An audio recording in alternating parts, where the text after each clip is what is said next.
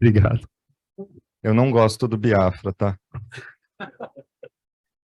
Tá online? Tá? Não só para... então, vai que, né? Alguém me ataca depois. Pois é. Então, meu nome é Fabrício, eu vou falar... dois parênteses. Primeiro, eu me contive àquelas 4 perguntas lineadoras, né? Norteadoras, desculpa. Então, eu escolhi só um resultado só. Então, vai ser um negócio mais focado naquelas perguntas lá. Eu só fiz uma mudança, que foi incluir um histórico, que eu acho que é aqui que funciona. Isso, rapidinho, só para poder apresentar.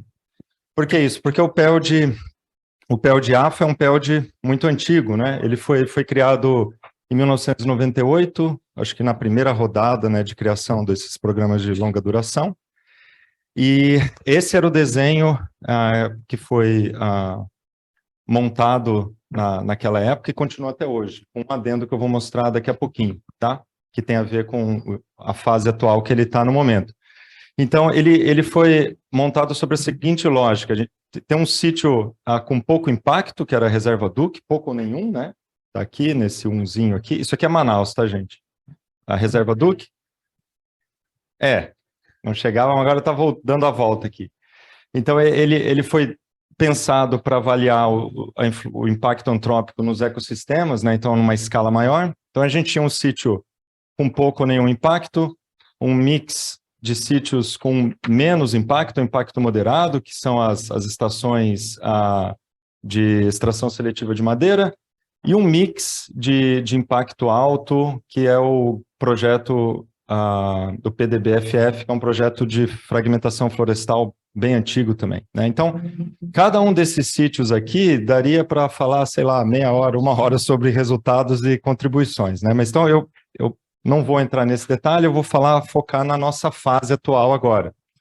Então, nessa fase, que foi aprovada em 2020, esse último edital, a gente decidiu incluir mais um sítio, que é o fragmento da UFAM, onde está a Universidade Federal do Amazonas, que é um fragmento razoavelmente grande para os padrões do Sul e Sudeste, né? Então, 640 hectares. Tem 10 igarapés lá dentro, quase todos nascendo ali. Estabelecemos um sistema de amostragem também. E a ideia para expandir esse gradiente, né? Então agora a gente entrou nesse mundo de efeitos da urbanização, digamos assim, né? Do impacto das cidades, era para atender uma demanda que foi muito forte no edital, que era para criar uma vertente, um viés de integração muito maior com a sociedade. Então, o mais simples foi chegar mais perto da sociedade e quer trabalhar dentro da cidade, né? Então, os objetivos do PELD foi um desafio grande manter os objetivos integrados com a história desde 98, né? Que a gente não pode ficar mudando a cada gestão ou a cada edital, senão você perde totalmente aquela lógica do longa duração, mas você não pode ficar preso ao passado, que senão você começa a responder questões que não fazem mais sentido. Então, essas perguntas, elas sofreram algumas mudanças, né, mas em linhas gerais continuam as mesmas, né, muito parecidas, com o aparecimento dessa nova aqui, dessa 4ª linha, que está ganhando mais peso, que eu estou representando aqui por esses... Eu descobri que isso aqui chama card, eu nem sabia, mas isso aqui é um card que vai fazer parte das redes sociais no futuro. Isso aqui ainda está em discussão, essas logos aqui, a gente está conversando com uma designer para, né, então vamos fazer votações para ver se vai ficar isso ou não, mas enfim, só para mostrar. Eu preciso até falar com ela, porque ela botou uma cobra aqui no meio das interações com outros PELDs, eu queria entender se isso tem alguma mensagem subliminar ou não, entendeu? Mas enfim, isso foi ela, tá? Cadê a internet? Então, foi ela, não fui eu, não. Mas, enfim, os objetivos são, né, avaliar potenciais efeitos de mudanças climáticas sobre a biodiversidade, dinâmica temporal de populações e comunidades e a interação com o espaço, isso é bem legal. Sinergia de efeitos de mudanças climáticas e perturbações antrópicas e a integração de pesquisa com a sociedade, né? Então é isso. Opa! Teve um problema, eu ia mostrar um outro slide antes, mas vamos direto para cá, que essa é uma das respostas que estava uma das perguntas que estava lá, né? A natureza dos dados.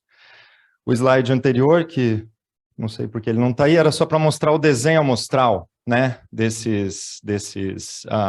Dos nossos dados, né? Então, essa parte que eu escolhi para trazer aqui nesses 10 minutos é mais o que a gente chama de ecologia de lugar. Acho que essa que é a tradução, né? Ecology Place, né? Que é ecologia de lugar. Então, esses dados, eles vêm de uma grade, uma pena que não está aí o desenho, mas é uma gradezinha, nem tãozinha assim, é uma gradezona, porque ela tem 9 por 9 quilômetros e tem parcelas permanentes distribuídas dentro dessa grade. Então, ela é uma grade, você coleta, acessa a biodiversidade de uma forma uniforme na paisagem, né? Isso é o sistema Rappelt. Era o que era para ter nesse slide que ficou fora. E aqui eu trouxe para vocês, nessa ideia de pensar em integrações, né, na discussão de amanhã, como que está esse nosso nível de amostragem, né, ao longo do ano, já que esse aqui é um projeto de longa duração. Então, a gente tem aqui árvores, lianas, palmeiras, formigas, aves e peixes, que são os grupos principais, né, que a gente está monitorando com uma maior regularidade, né? Pois é, eu achei estranho isso também. Eu achei que tinha coisa para cá, mas, enfim. É porque não entrou no último artigo, né? Daí ficou meio de fora. Mas, enfim, para mostrar para vocês, né, possíveis potencialidades para a gente integrar os dados que a gente tem com as outras iniciativas dos outros PELDs, né? É uma pena que o outro slide sumiu, porque ele mostrava a qualidade desse azul aqui. Porque o azul aqui sozinho, ele parece, né? É um azul. Mas ele é um azul, entendeu? Ele é resultado de 21 parcelas de 1 hectare para árvore, 30 parcelas de 1 hectare também para lianas, e por aí vai, 72 para palmeiras. As formigas aqui são, cada azulzinho desse aqui são 300 pitfalls, 300 winklers, 300... Então é bastante informação. A gente tem informação de boa, extrema qualidade, alta qualidade para esse local aqui. E a gente selecionou esses grupos aqui quando entrou para dentro da UFAM, e tirando aves, né, que é uma iniciativa de uma nova parceira, a professora Cíntia, que já vem monitorando em 20 parcelas desde 2013, a gente tem nada de plantas e um pouquinho de formigas e peixes, que está com asterisco, que não é um bom sinal. É porque a gente não sabe se a gente vai conseguir integrar de fato por causa da recuperação da qualidade do mapeamento que foi feito naquela época, né? E uma novidade nessa nova gestão é que a gente buscou novos grupos aqui também, né? Cortou de novo. Tá, mas enfim, que são os anfíbios, répteis, entre aspas, porque não existem mais, né? Quer dizer, eles existem se você considerar aves junto, mas enfim, lagartos e cobras, cupins, e tinha um aqui embaixo que eram as borboletas, que estava com asterisco, e eu botei 2 asteriscos, porque daí era bom, entendeu? 1 é ruim, 2 é bom. Que era no sentido que a gente está fazendo uma integração já pensada a priori, né, que foi aprovada, com o monitório. Então, incluir as borboletas na UFAM e na DUC também. Essas caixinhas estão fora do lugar, que para elas estarem aqui em cima. Deve ter um problema aí de configuração do meu computador para isso daí, mas beleza. Então, aqui é para... Depois eu mostro a tabela melhorada para vocês, para a gente pensar na integração com os outros PELDs na discussão de amanhã. Mas a ideia era essa. A outra pergunta da norteadora era se os dados estão disponíveis. Sim, como não? Claro, né? E eles estão mega disponíveis, porque eles estão em todo lugar. As pessoas chegam a mim, você quer formiga? Toma, a gente dá, assim, fica jogando, assim, igual, enfim. Então, a boa parte dos dados estão disponíveis no repositório do PPBio, não só esses que eu estou colocando aqui, mas um número extremamente grande de teses de mestrado e doutorado que foram feitas nessas áreas também. Eu coloquei boa parte porque teve um problema, digamos assim, no servidor um tempo atrás, do servidor do PELD antigo, e os dados não se perderam, mas eles não estão, alguns não estavam espelhados no repositório do PPBio e DataOne, né? Então, árvores, palmeiras e lianas estão lá no Forest Plots também, como vocês sabem. As formigas, eu botei aqui, estão no Taoca, faz parte também. E esse conjunto, esse core de organismos aqui, né? Plantas em geral, desculpem pessoas, desculpa, árvore, palmeira, liana, tá bom? Plantas. As plantas em geral, os animais em geral, incluindo peixes, formigas, aves e tudo mais, esses estão sendo migrados também, né, espelhados também nesse Open Data Bill, que foi o que a Flávia e o Felipe comentaram agora há pouco, né, que é um banco de dados desenhado, né, para tentar lidar com essa heterogeneidade também. Então, a ideia é deixar esses dados numa forma disponível mais fácil para quem for mexer com eles no futuro, né? O Open Data Bill está sendo desenvolvido pelo Beto, pelo Alexandre Oliveira e o André Chalon, da USP, se eu não me engano, né? Enfim, então está sendo migrado e disponível. E, obviamente, tem coisas que estão de fora. As formigas também estão em banco de dados internacionais também, né? E ninguém nunca roubou esses dados. Eu queria que roubasse, mas não aconteceu. Então, eu escolhi um resultado só, porque eu acho que 10 minutos não dá tempo de entrar em muito detalhe, mas a gente pegou o último trabalho de síntese, que foi publicado em 2020, cortou aqui, mas enfim, na Ecologia Australis, mostrando os resultados desses inventários, né? Então, a gente pegou só o primeiro e o último inventário, então desconsiderou a trajetória, desculpa, tá? Mas a trajetória dos dados, não a trajetória, para ver como que mudou, né, a riqueza, nesse caso aqui, de espécies entre esses locais, né? E daí o que está pintado em vermelho é porque diminuiu, cada pontinho aqui é uma parcela, então é o mesmo local mostrado da mesma forma nesses 2 anos aqui. Então a gente tem uma dominância, né, de vermelho, principalmente para formiga, liana, que a princípio não é muito, principalmente para a liana, né, não era tão esperado assim, dado o contexto que esses dados foram coletados, né. Então, nesse trabalho, a gente interpreta ou discute isso dentro desse contexto de mudanças climáticas, aumento de precipitação em primeiro, que é o que está acontecendo com mais frequência não, mais fortemente na região que esse PELD está, tá? E depois os outros colegas mergulhamos aqui dentro, porque era disparado o grupo que estava vermelho, né? E nesse sentido é um vermelho mal, não bom, mas enfim. Os resultados não são tão complexos, são mais complexos do que está mostrando aqui, né? E, inclusive, na semana passada, eu conversando com os colegas que estão fazendo um monitoramento de formigas com 20 anos, mais refinado lá no Smithsonian, estão detectando rebounds, né, os ciclos de 12 anos. Né? Então, talvez essa queda pode não ser uma queda, pode ter um retorno, é o que eu acredito. Mas o mais bonito é que os passarinhos que seguem as formigas, né, os seguidores de formigas de correição, tiveram a mesma resposta. Então, isso indica 2 coisas. Eles leem inglês, porque eles estão lendo o que a gente publica, e o nosso sistema de monitoramento é fino o suficiente para detectar esses padrões. Né? Então, nos mesmos lugares que as formigas de correição sumiram, os passarinhos também desapareceram, mesmo tendo aquela desconexão de anos de amostragem. Né? Aqui, é só mostrando a potencialidade dos dados também. Para esses grupos, a gente tem dados de ecologia funcional, né, que é esse resultado aqui.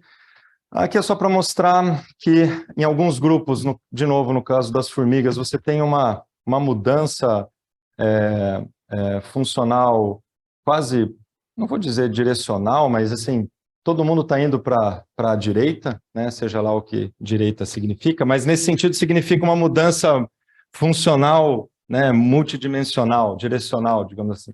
enquanto que outros grupos não têm uma previsibilidade tão grande assim.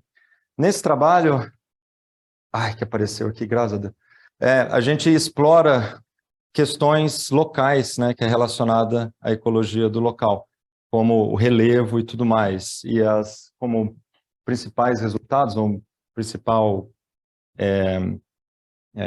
conclusão, né, dessa análise multitaxa, é que as mudanças, quer dizer, isso aqui não é nosso, né, isso aqui vem antes, né, as mudanças climáticas estão aumentando a frequência de eventos extremos, secas extremas e chuvas extremas, principalmente na nossa região, né, nessa região onde a gente fez esse estudo, e que os baixios, né, as zonas ripárias e pequenos de riachos, eles são mais dinâmicos e provavelmente estão fazendo uma filtragem maior de espécies do que as áreas mais distantes ou menos influenciadas para essa zona ripária, né? Com exceção das formigas, que está sendo um quebra-cabeça para a gente entender o que diabo que elas estão respondendo. A nossa expectativa é que, incluindo esses outros grupos, né, répteis, anfíbios, borboletas e os cupins, a gente vai ter uma visão um pouco mais fina, né, do efeito da variação do lençol freático e dos eventos extremos aqui naquele local. E para encerrar, o ano que vem a gente está planejando um batidão, né?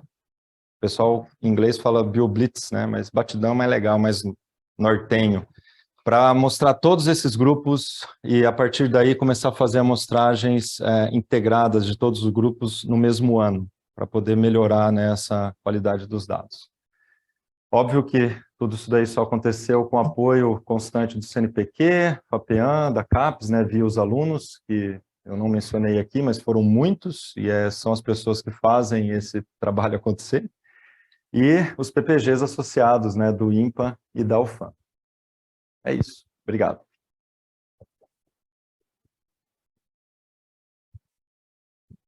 Muito obrigado, Fabrício. Alguma pergunta? Ou senão a gente faz tudo no bloco também final? Claro. Oi, Fabrício.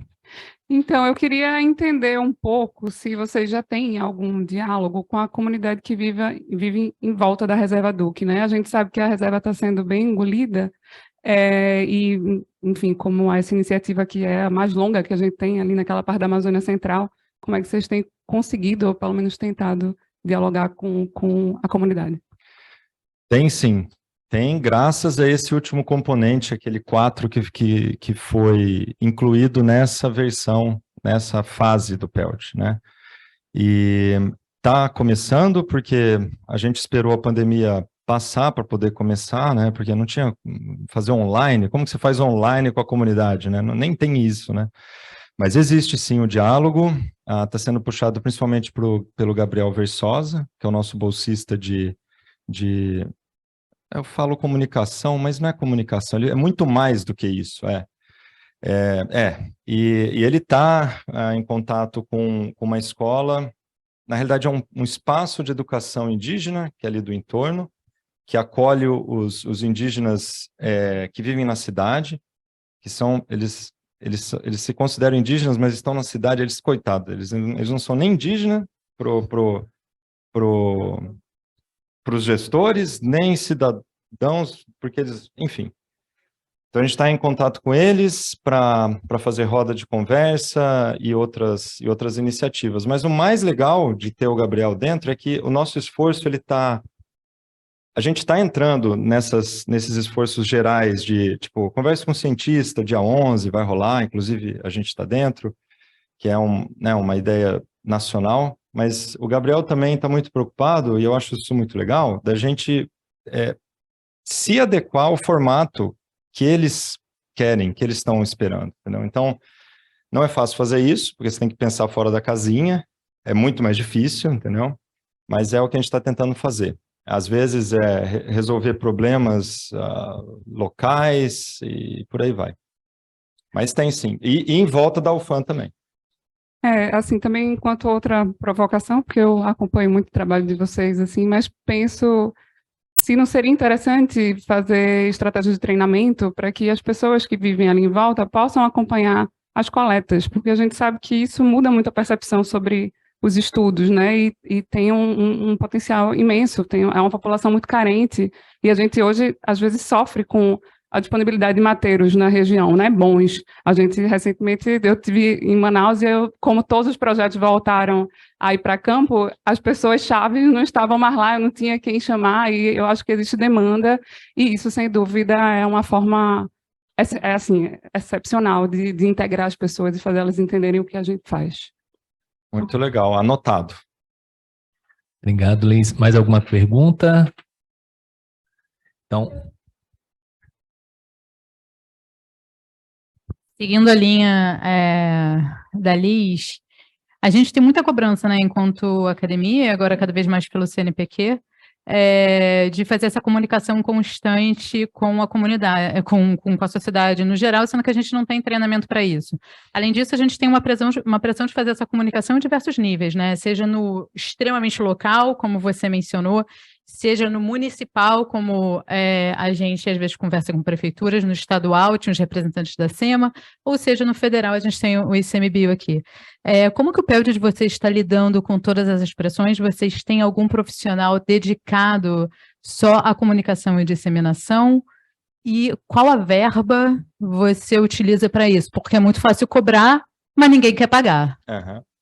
Não, ótima pergunta. Tem esse profissional, Gabriel Versosa, é um bolsista, claro. Só que, exatamente, detalhe, ele começou agora que eu falo é março, esse ano, porque com a pandemia a gente achou melhor que não valia a pena investir nisso nesse momento. A gente já não tinha, já era mambembe no sentido de, né, de fazer essa divulgação que acaba sendo dentro da bolha, né? Você faz de um jeito que você só conversa com pares. É importante também, eu não estou aqui falando que não serve para nada, mas seria muito mais legal se construísse essa forma de comunicação dentro da linguagem deles também, entendeu? Enfim, é bem diferente, né? Então, é isso que o Gabriel está quebrando a cabeça para fazer. Mas a gente está indo no meio, a gente também tem aquele tipo de divulgação que é o clássico, tipo conversa com um cientista, por exemplo, entendeu? A gente tem, mas a ideia é tentar fazer alguma coisa diferente, tentar pegar alguma demanda que eles têm e tentar trazer para dentro do PELD, acabar com lixo na beira do igarapé, coisas desse tipo, enfim. É isso. Beleza, muito obrigado, Fabrício. Agora, então, vamos chamar o professor... perdão, uma salva de palmas. Senão ele não volta, né? Então agora vamos chamar o professor Bill Magnusson, do PELD Pesan, do INPA.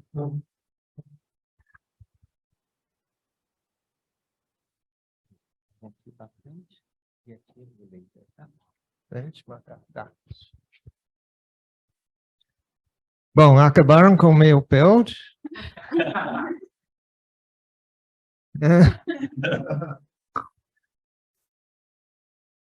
Eu vou falar, eu acho que as poucas coisas que ele teve tempo para apresentar, Fabrício mostrou o valor da Rapel, eu não vou falar sobre isso, tá? Eu quero falar mais um pouco sobre os dados, na realidade, que eu acho que talvez é uma coisa mais importante para nós aqui.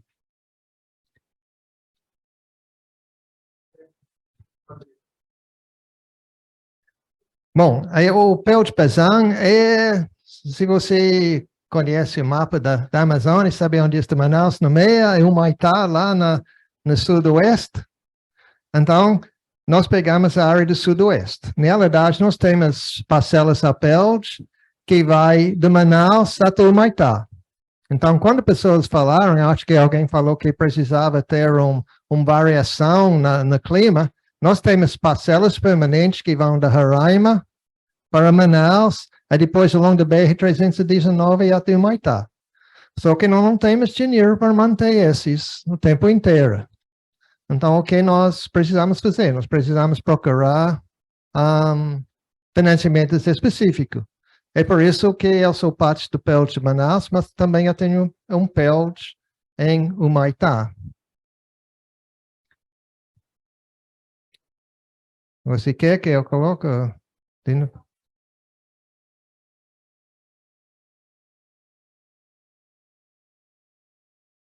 Provavelmente é a versão velha meu do PowerPoint. Fabrício, a gente vai, então, Aham.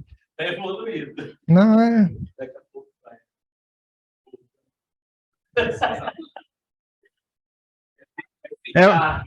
eu vou até, tá bom, eu vou começar falando. Eu trabalhei no começo do PPBio, aí eu ouvi várias pessoas falando, mas nós precisamos de um programa que leve as coisas para o interior, que não é específico às cidades maiores, etc, etc. O que aconteceu? Foi desenhado a partir de 2004 um programa exatamente para fazer isso. Então, o PPB original era desenhado para levar o estudo para o interior. Eu estou aqui no PDF, só para ver se você chega aqui.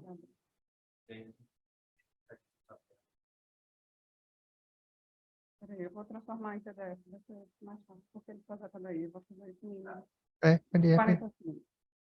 Você estava abrindo aqui normal.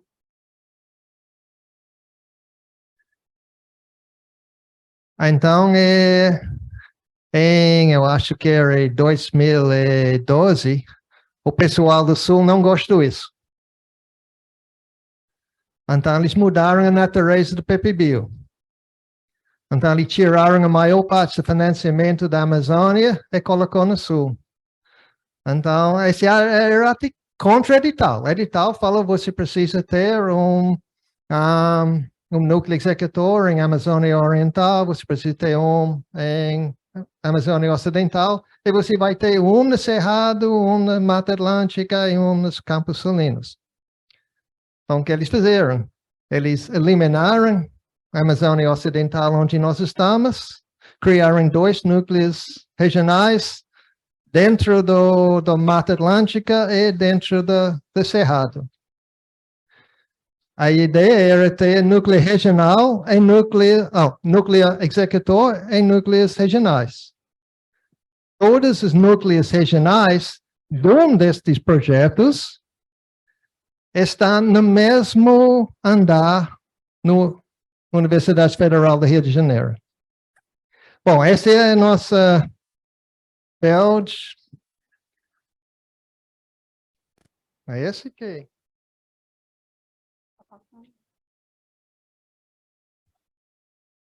Agora está no PDF, você passa. Então, pode passar?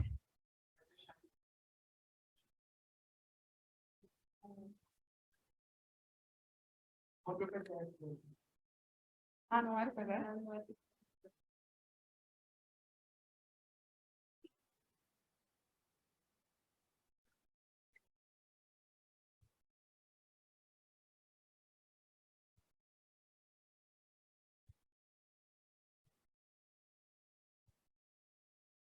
Bom, pode passar para o próximo.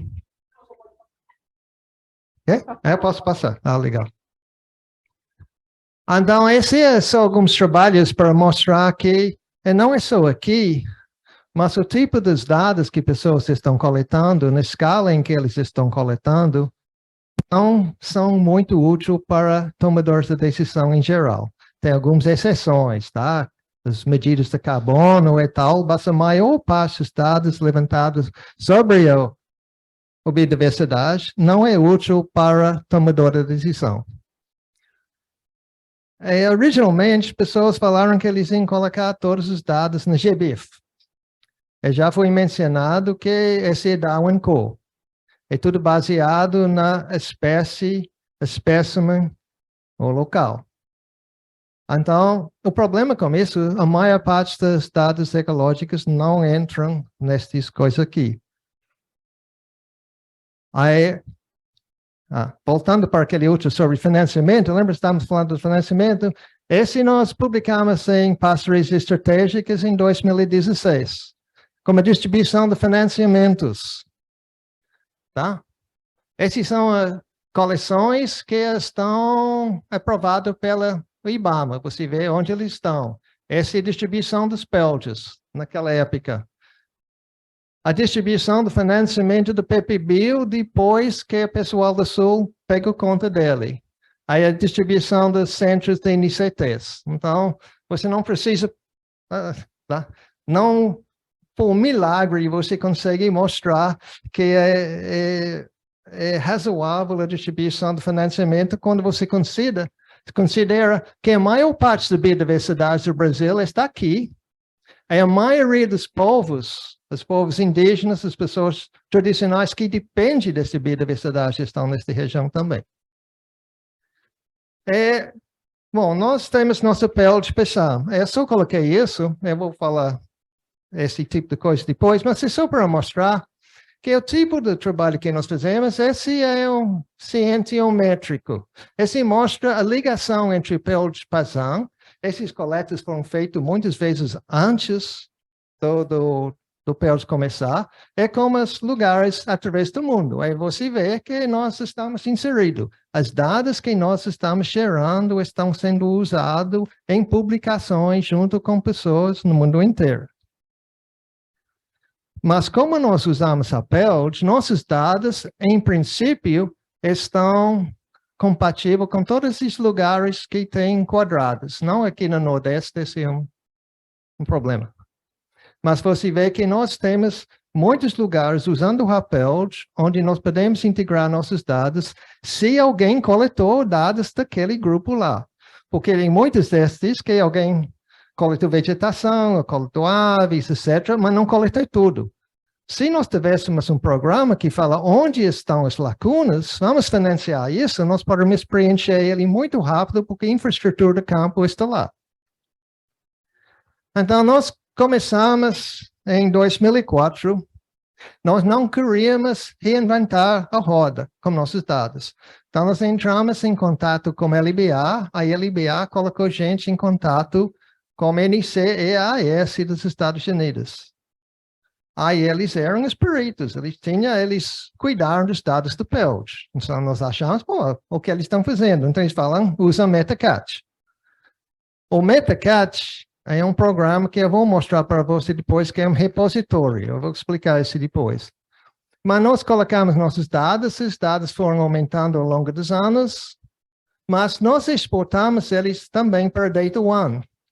Então, nós, da Amazônia Ocidental, do PPBio da Amazônia Ocidental, é o único nodo do Data One, que é a maior rede de dados sobre biodiversidade do mundo para a América do Sul. Nós ficamos tentando passar isso para outros e não conseguimos até agora. Nós também colocamos no CBBR. Aí eu vou explicar esse depois. Eu acho que esse repositório pode ser importante. Também estou passando todos os dados agora para Lattice Data. Eu não sei se todo mundo viu, mas CNPq está exigindo que, se você coletou dados com dinheiro do CNPq, que você coloca na Lattice Data. Aí nós estamos tentando fazer isso. Esses não são tão desenvolvidos como o MetaCat. Tá? Basicamente, eles só recebem seus metadados, é seu arquivo, mas eu acho que eles vão funcionar. Não é disponível para todo mundo ainda esses da Lattice Data, tá? Mas qualquer um que tem o dados para colocar no CBBR, pode colocar no CBBR. Aí o Lattice Data, eu acho que se nós falarmos com o CNPq, eles podem abrir para todo mundo, porque todos os editais do PPBio e do PELD, desde 2004, exigiram que os coordenadores disponibilizaram os dados. E com muito poucas exceções, é só nós que disponibilizamos os dados. Os outros falaram que era complicado demais. Eu vou explicar por quê. Nós coletamos, dentro do PPBio, fichas de campo digitalizado, dados de sensoriamento remoto, dados espectrais, LiDAR, NIR, áudio, medidas de organismos, medidas do meio físico, observações dos indivíduos, pontos de escuta, análise de artefatos, opinião dos especialistas, do uso por pessoas. Não vou continuar. É muito complicado esses dados. Esses são um exemplo de onde nós temos alguns repositórios em Manaus, Roraima, Rondônia, Sinop e Acre. Esses são diferentes lugares, olha, Santarém, que contribuem dados para nosso banco dos dados. Mas um banco dos dados que fica, na realidade, confundido com base de dados. Na realidade, a maioria das pessoas que estão falando do banco de dados, ou base de dados, estão falando de um programa onde você vai colocar seus dados no modo que é totalmente padronizado. Tipo dos programas que estão sendo desenvolvidos aqui. São muito importantes e muito interessantes. Mas eu estou falando sobre repositório de dados. Esses são dados originais. Quando você coloca num destes base de dados, banco dos dados, o que você está fazendo é você está colocando metadados. Não são os dados originais, porque ele exige que você muda o formato dos dados, a estrutura dos dados, ou você elimina parte dos dados para poder colocar ele neste formato. Esse fica complicado. Você está trabalhando com metadados, não dados originais. O problema é muito bom. Você pode manipular esses dados muito rápido. Mas NCAS fala, coloca esse em repositório de dados, porque você pode guardar tudo. Nós guardamos todos. Desde 2010, o MCTI está desenvolvendo o CBBR. Eles tinham 14 milhões de dólares. Aí o pessoal do TI falaram, não faz isso. Essa é coisa muito básica. Você precisa de um banco dos dados. Então, eles foram desenvolvendo um banco dos dados. Toda essa engenharia já era. Todos os dados gerados neste período foram pedidos. Nós pedimos mais que uma década de dados, porque pessoas estavam esperando ter aquele base de dados mágico onde eles poderiam colocar todas as coisas. Uma instituição dentro do PPBio gastou 4 milhões de reais para desenvolver seu próprio dados. Também, este pedido. Que estou falando, eu gosto de base de dados. Base de dados é incrivelmente importante para você fazer as análises aqui. E nós sugerimos em 2010 que o MCT, no CBBR, adota alguma coisa como Metacat para guardar esses dados e gaste, em vez de desenvolver um novo sistema de base de dados, contratar um monte de postdoc para desenvolver como nós podemos extrair os dados e colocar em base de dados específica para análise. E eles não falaram, não, vocês não sabem nada. Nós estamos usando Dow & Co. como GBIF. Esse ano, o GBIF descobriu que eles precisavam usar Metacat porque eles não estavam lidando com os dados. Aí eles falaram que nós precisamos desenvolver essas coisas. O Brasil poderia ter sido uma década na frente, mas não somos, porque nós precisamos tentar forçar tudo no banco dos dados. Se você quer ver isso, em 2013, nós escrevemos esse livro que você pode baixar do nosso site. Aí esse último capítulo fala sobre manejo de dados. Aí ele vai falar sobre as coisas que eu estou falando, que nós falamos em 2013. Nós abaixamos nossos dados para repositório de dados. Nossos dados estão em bancos de dados como Rainfall, ATDN.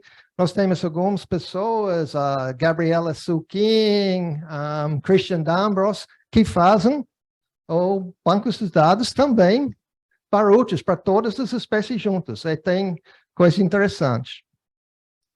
Então, eu não vou entrar, mas nós temos muitas publicações e pessoas falaram sobre esses impactos ambientais. Nós temos daqui, essa é a represa no Rio Madeira, onde nós temos muitos dados. Nós temos muitas publicações, porque eles estavam usando rapel. IBAMA exigiu que eles usem. Aí nós queríamos acessar todos os dados. Não conseguimos.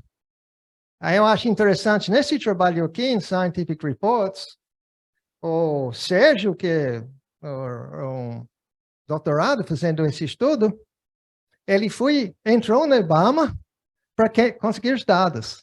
IBAMA estava tentando forçar todos os dados no banco dos dados, em vez de usar repositório, como nós falamos.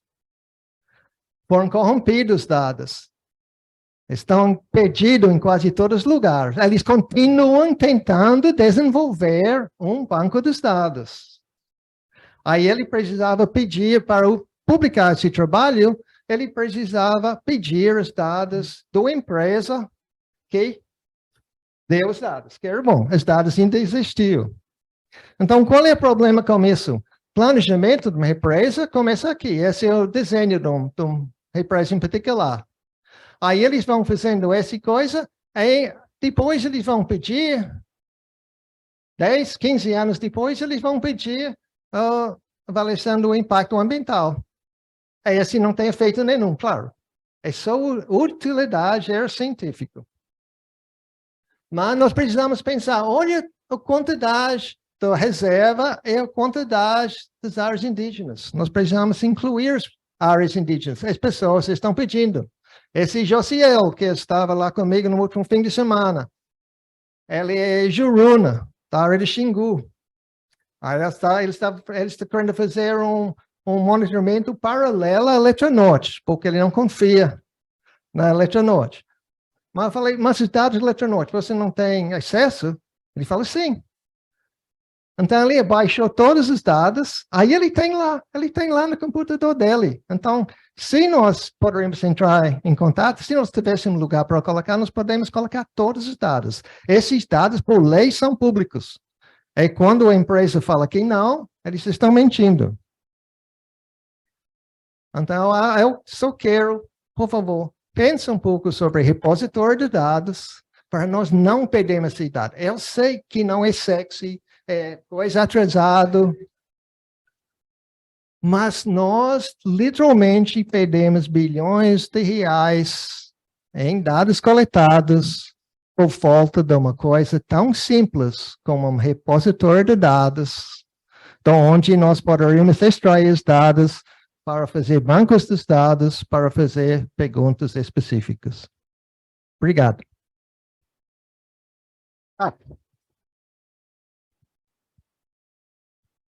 Falando sobre a PELT, nossa área, nós não temos acesso à internet lá no BR-309, nós fazemos esses guias, se alguém quer olhar esses guias.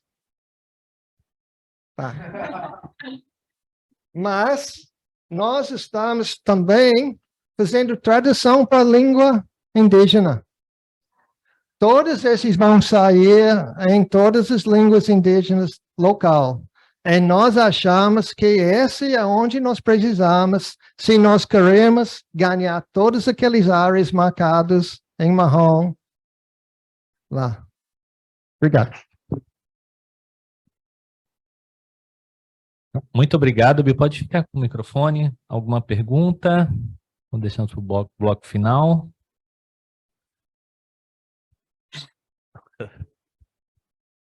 Só uma, hein? Legal, Bill, obrigado. E a gente estava conversando um pouco agora também no almoço, né, sobre a questão das terras indígenas, né, e é bastante importante. Estava conversando agora há pouco com uma das pessoas que trabalha na coordenação de pesquisas da COIAB, para a gente poder provocar essas conversas lá também.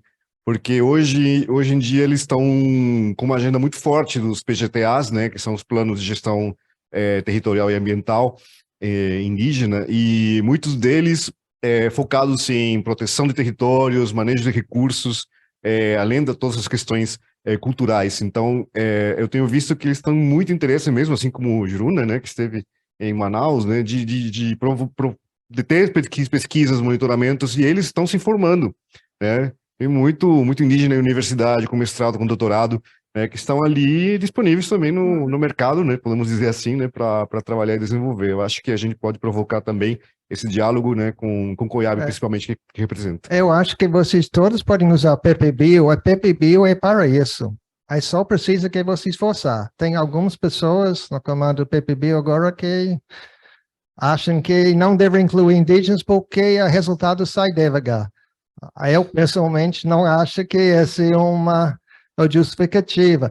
Se nós poderíamos colocar, se nós tínhamos módulos Rapel em todas as áreas indígenas, imagina que você poderia fazer agora, como indígenas coletando esses dados, mas nós precisamos ter financiamento para ele.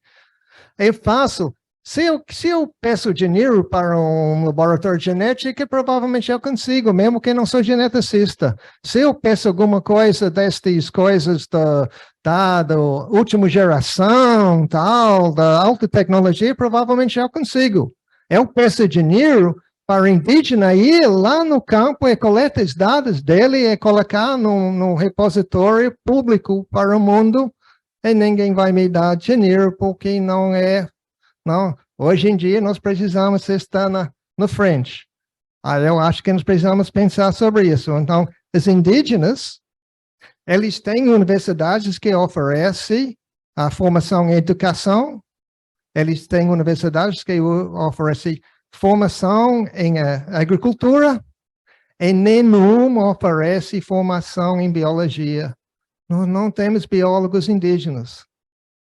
E parte deste é por causa dos antropólogos. Os antropólogos acham que cultura é as penas que você usa, as danças, o que você canta, e tudo acontece na aldeia.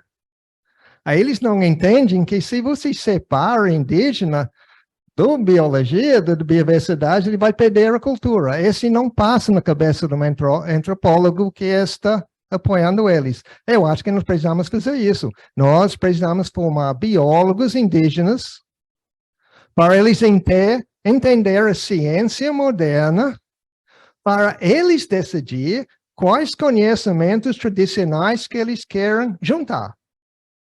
Nós não devemos ir lá para tirar o conhecimento tradicional. Nós devemos formar para eles poder usar esse conhecimento tradicional num contexto moderno. Mas essa é uma opinião minha, não é geral. Tá bom. Muito obrigado, Bill. Com certeza é muito importante nessa questão de como a gente trabalhar com o conhecimento tradicional. Depois a gente convida o senhor para voltar novamente. Então, agora, para fechar a parte da apresentação pública, convidamos o professor Leandro Ferreira, do Museu Guild, para falar do PEL de Cachoanã.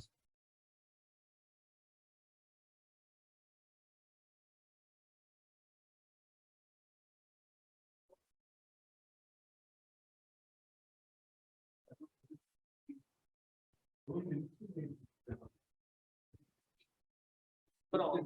Ó, mas ele não é o celular. Então não vamos usar nem o data show, que vai ser uma dança. Bom, vamos fazer um pequeno resumo, né? Pode falar. De uma das atividades que nós temos no PEL de Floresta Nacional de Cachoanã. É para onde que aponta isso? Lá no computador. O da frente? Pronto, isso aí. Bom, então eu peguei rapidamente esses tópicos norteadores que vocês estão lendo aí e tentei aplicar no nosso projeto de pesquisa lá. Então, aqui parte da equipe, né? Eu, o Lola, o João, aí tem universidades da Inglaterra, da França, vários estudantes. Aí está voltando. Então, O que aconteceria se as chuvas do bioma Amazônia fosse reduzida permanentemente em torno de 50%, como demonstram alguns modelos do IPCC? E qual desses impactos na redução da biota? Então, vamos pular isso aqui. Para determinar esse efeito, foi criado em 2002 um projeto chamado Seca Floresta, na Estação Científica Ferreira Pena Cachoanã, e fica dentro da Floresta Nacional de Cachoanã, que é uma das bases de pesquisa do Museu Guild. Tem ponteiro aqui? Hã? No meio? Então, isso aqui é a Floresta Nacional de Cachoanã, né? Isso aqui é a Bahia, isso aqui é o Rio Xingu. Infelizmente, essa unidade está sendo detonada tanto na fase sul como aqui na fase norte. E aqui nós temos dois grandes polos madeireiros. Então, dentro dela você tem esse comodato do museu, junto com o ICMBio, tem 33 mil hectares, a Flona tem 330 mil. Então, desde 2010, é um dos sítios de pesquisas do CNPq e FAPESPA, e no próximo edital vai ter outro coordenador, que eu estou pedindo chapéu. Então, para vocês terem uma ideia, Belém fica nessa parte aqui, a gente entra aqui passando várias cidades do Marajó, até chegar na estação científica. A verdade, a estrutura do projeto é relativamente simples. Você tem 2 hectares, um chamado controle e o outro chamado experimental. No experimental, a gente recobriu ele com 6 mil painéis plásticos. E ele retém 50% da precipitação que cai nesse painel, cai nessa calha e é retirado da parcela experimental. Ele, na verdade, é o único projeto que tem uma abordagem de monitoramento em longo prazo, com esse objetivo, de 2002 e funciona até hoje. Eu vou falar rapidamente só alguns pequenos resultados. A redução da umidade do solo, até 5 metros de profundidade, maior abertura do dossel, resultando em maior incidência de luz, maior mortalidade de árvores, principalmente as diâmetros maiores, com grande perda de biomassa, menor crescimento de raízes, demonstrando a dependência da água. Essas raízes aqui, elas vão até 3, 4 metros de profundidade atrás da água. Menor número de indivíduos de espécies, da regeneração natural, o processo vai colapsando. Regeneração natural, as plantas não são tolerantes, redução por causa da redução de umidade. Formas de vida como árvores, arbustos, formas herbáceas, elas começam a desaparecer e são substituídas por outras formas mais tolerantes ao ressecamento, como lianas e palmeiras. Também o recrutamento de planta do subbosque, de 1 até 9,9 centímetros de diâmetro, também tem uma redução, tanto na abundância, número de indivíduos, como na riqueza de espécies, e mudança da composição, está virando outra coisa. São espécies mais tolerantes ao ressecamento. Aqui nós temos 8 trincheiras em cada hectare, até 5 metros de profundidade. E aqui eu trouxe só os últimos dados.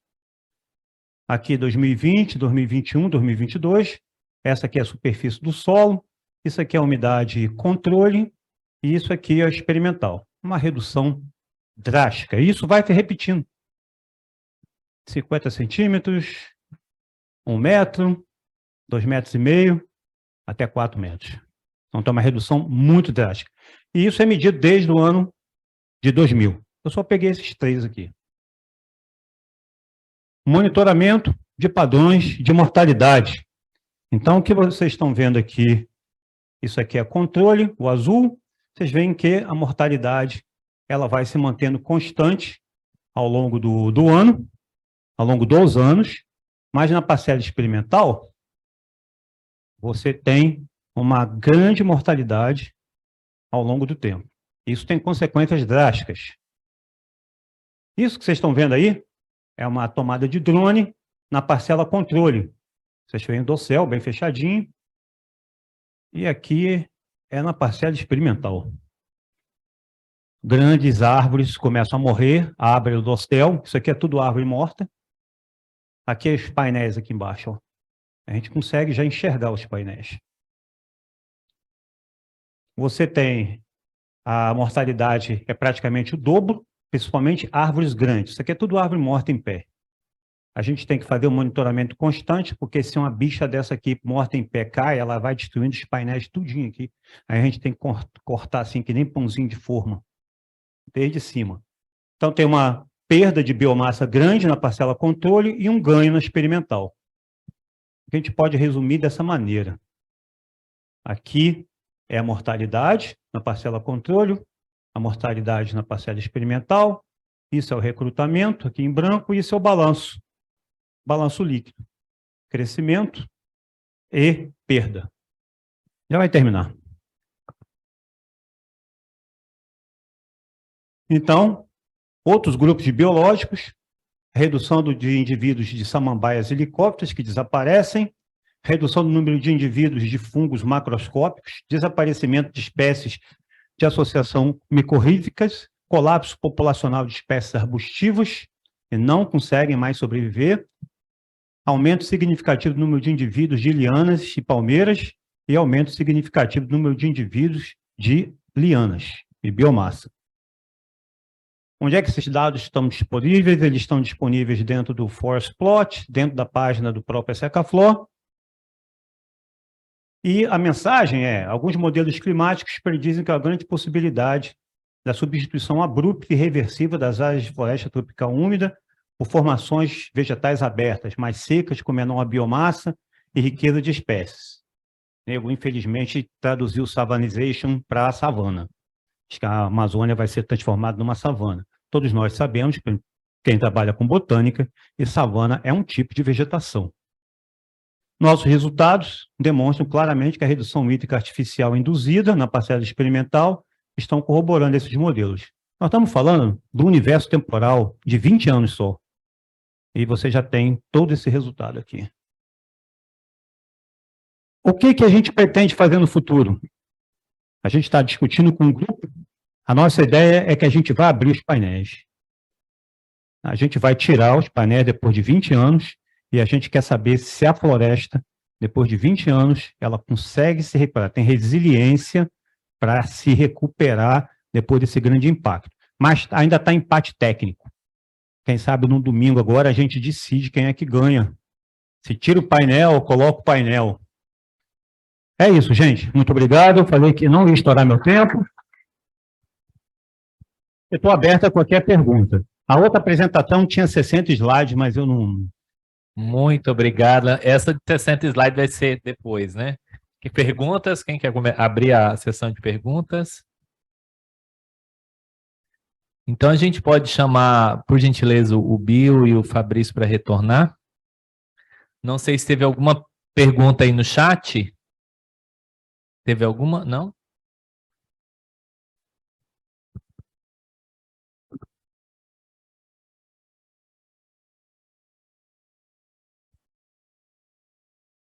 Bom, era por isso que a gente falou que ia limitar, né? Bom, para começar, então, eu queria fazer uma pergunta para vocês. Qual é a principal dificuldade hoje de coordenar um PELD no Brasil, em especial na Amazônia, né? Que é onde nós trabalhamos. Recurso financeiro é uma das principais limitações. Para vocês terem uma ideia, na primeira versão desse edital, nós pedimos 100 mil, conseguimos 70. Cada rolo de plástico que a gente tem que pegar ali custa 15 mil reais. 4, acabou o dinheiro da primeira fase. Felizmente, conseguimos mais aporte de recurso financeiro, após a reunião em João Pessoa, diga-se de passagem, muito interessante, que eu não tinha conhecido aquela cidade ainda, mas o presidente do CNIC prometeu e cumpriu. Então, a gente agora tem recurso financeiro para manter. Só que esse recurso financeiro é muito limitado, porque a gente está falando só do plástico, só que a gente não tem madeira, a gente tem prego, a gente tem muita coisa ali. A gente tem que pagar os funcionários que trabalham para a gente, porque esse monitoramento tem que ser diário. Com Covid, sem Covid, estação fechada, não fechada, Não pode, porque um galho rasga aquele negócio lá, a gente está sempre ali. Então, recurso financeiro, eu poderia citar outro, mas basicamente, na nossa estrutura, a gente precisa de recurso para manutenção de infraestrutura e recurso também para manutenção de bolsas para os alunos de mestrado e doutorado e também nível técnico. Só para complementar, nós temos vários comunitários, várias pessoas ribeirinhas que trabalham no entorno da estação, são todos funcionários contratados, e alguns deles começaram com a gente como simplesmente varredor lá de tudo que cai do dossel no plástico, a gente joga para dentro, e hoje são formados em engenharia florestal e já estão fazendo mestrado lá. Só complementando rapidinho, eu acho que pessoas também. Quando eu falo pessoas, tem a ver com financiamento, claro, né? Mas gente, né, para trabalhar, que a gente precisa oferecer chance de fixação. A gente trabalha muito com alunos, né, que é super legal, eu acho que é uma parte super bonita que ficou de fora da apresentação aqui, mas eles depois, muitos vão embora, não se fixam lá, né? Então, daí sempre falta, a gente está sempre, parece que a cada 3, 4 anos começa um reset, você começa de novo, assim, sabe? E isso gasta mais dinheiro, gasta mais tempo e atrapalha um pouco, né, o desenvolvimento. Eu diria que o problema é convencer pessoas a trabalhar em grupo e pensar no futuro. Pensa que aquela infraestrutura e os dados que vocês estão coletando podem ser usados aqui 10 anos. E não só pensar, porque todo mundo vai lá, não, eu quero ir lá, quero usar seu trilha. Eu quero até lá, porque tenho esse colaborador que veio da Europa, nós vamos lá coletar, ele vai pegar o helicóptero dele e voltar, e nós vamos publicar em Nature. Mas você fala, não, mas como esse vai ajudar no futuro? Se você coleta de maneira padronizada, como todo mundo fez, normalmente você pode responder as mesmas perguntas para muito pouco mais esforço, mas esse dado fica para a próxima pessoa. Então, é muito difícil que pessoas na pesquisa pensar no longo prazo e na necessidade de pensar em como outras pessoas vão usar seus dados. Obrigado. Da internet.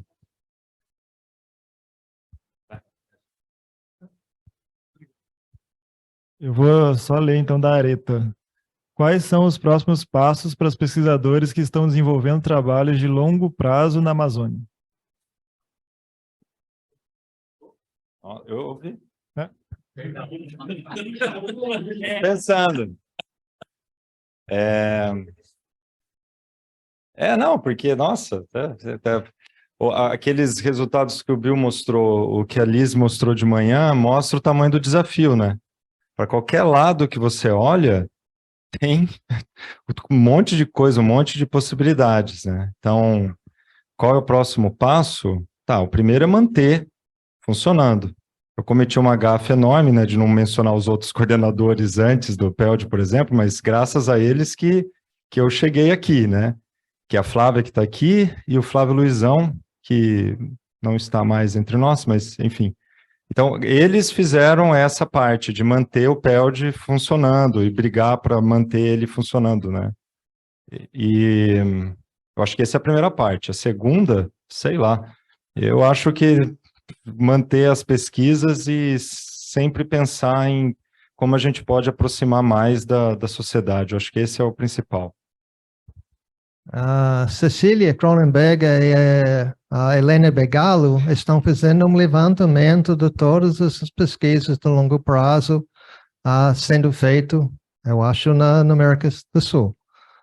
Então, com esses dados, nós vamos ter uma ideia de onde pessoas estão coletando, o WCS já colaborou, tá? Então, precisa entrar. Eu posso passar para vocês o contato com Cecília, que está fazendo esse trabalho, que para mim é essencial. tem 2 bolsistas, um aqui do Geld e um lá em Manaus, que estão olhando todos os dados sendo coletados pelo Geld e pelo PPBio. Aí esse também vai dar e eles vão fazer uma filtragem em qual coisa precisamos mudar, porque muitas vezes você muda um pouco como se coletar os dados e fica muito mais fácil para outras pessoas. Então, essas são 2 oportunidades. Em junho, neste próximo ano, ou cada ano, o SEMBAN, normalmente com dinheiro do FAPEAM, não fizemos durante o Covid, mas normalmente nós fazemos reunião, trazer pessoas de todos aqueles núcleos que você viu lá, e nós sentamos e falamos quem nós estamos coletando e como está, quem nós precisamos preencher, quem precisa de ajuda. Então, se vocês querem ir para a nossa reunião, pode entrar em contato com a gente, vocês estão convidados. Talvez eu não vou ter dinheiro para levar você para lá, mas se você quer ver que pessoas sobre uma grande parte da Amazônia estão coletando, vocês estão convidados também. Mais alguma?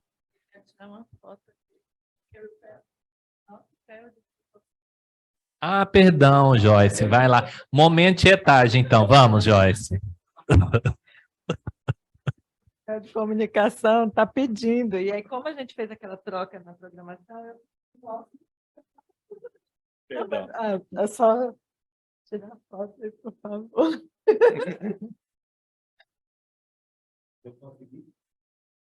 Peraí. Vem. Coloca, eu tô pegando a minha barriga. Eu já de vestir faz tempo. Peraí, tá circulado. Peraí, deixa eu virar assim, que ele fica luz na cara de Brão. Agora a gente vai fingir que está falando, discutindo. 1, 2, 3, pé. Agora.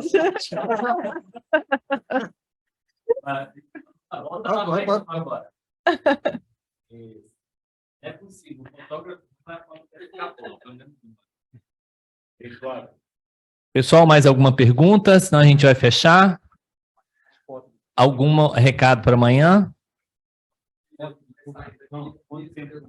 30 minutos lá. Com relação ao jantar, quando a gente estava almoçando, acho que foi surgindo muitas vontades, né, de ir não sei para onde, conhecer tal bar e tal. Acho que está tudo em aberto com relação ao que fazer depois, mas a gente já combinou o jantar no mesmo lugar que a gente almoçou, por uma questão de, né, garantir que todo mundo jante e depois de lá, né, a gente se pulveriza, se tiver interesse. A gente tem a carta que a Joyce já, enquanto ela amamentava, apresentava, ela também escreveu já uma carta de apoio dos pesquisadores, que a Joyce é isso. Então, ela já rascunhou essa carta, que seria um manifesto dos pesquisadores que trabalham com o meio ambiente na Amazônia, para se posicionando sobre a eleição, né? Sobre...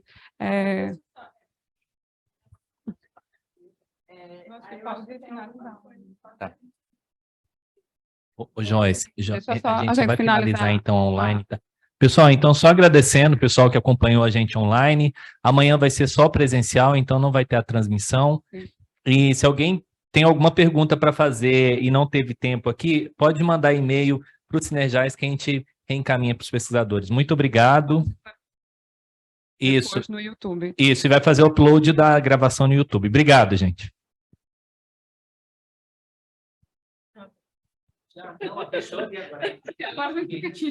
Agora pode falar.